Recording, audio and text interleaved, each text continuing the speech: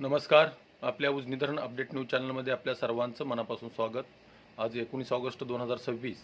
आज सकाळी उजनी धरणाची काय स्थिती आहे, उजनी धरणात येणारा दौंडच्या विसर्गामध्ये कितीने घट झाली आहे आणि उजनीतून भीमा नदीमध्ये कितीने पाणी चालू आहे आणि वीर धरणाची काय स्थिती आहे याची आपण सविस्तर माहिती घेणार आहोत.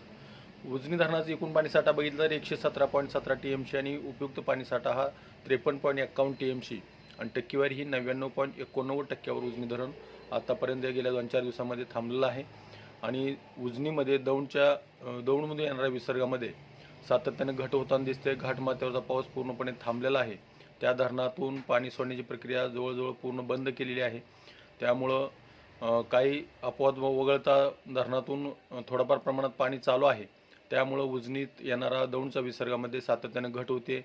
काल 10,069 क्युसेक असणारा विसर्ग आज मात्र 8,776 क्युसेकचा विसर्ग झालेला आहे. त्यामुळं उजनीतून भीमा नदीमध्ये सोडण्यात येणारं जे पाणी होतं 10,000 क्युसेकचं, ते रात्रीपासून 10,000 क्युसेकनं पाणी सोडण्यात येणारं रात्रीपासून बंद करण्यात आलं आहे.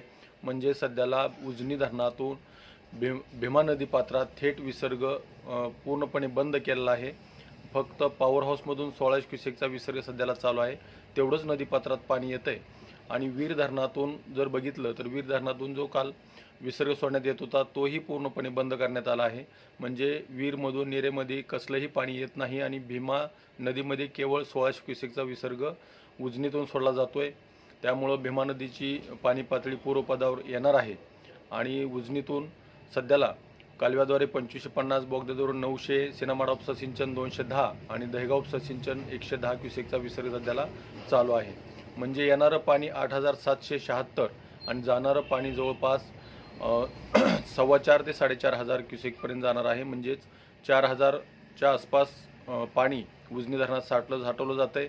आणि त्यामुळं त्यातच उजनी काठचा जे पाणी उपसा आहे त्याद्वारेही काही उपसा केला जातो आहे. कारण आपल्या सोलापूर जिल्ह्यामध्ये कसलाच पाऊस पडलेला नाही. केवळ उजनी धरणाच्या पाणलोट क्षेत्रामध्ये या पावसाळ्यात 185 मिलीमीटर एकूण पाऊस झालेला आहे.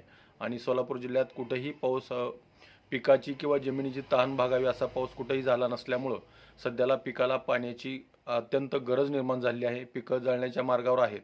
त्यामुळे उजनीतून सोडलेलं पाणी जरा पूरक ठरताना दिसतंय. तर अशाच उजनीच्या ताज्या घडामोडीसाठी, ताज्या अपडेटसाठी आपल्या उजनी धरण अपडेट न्यूज चॅनलला लाईक करा, सबस्क्राईब करा, शेअर करा. उजनी धरण अपडेटसाठी बेंबळेहून सिद्धेश्वर शिंदे. धन्यवाद.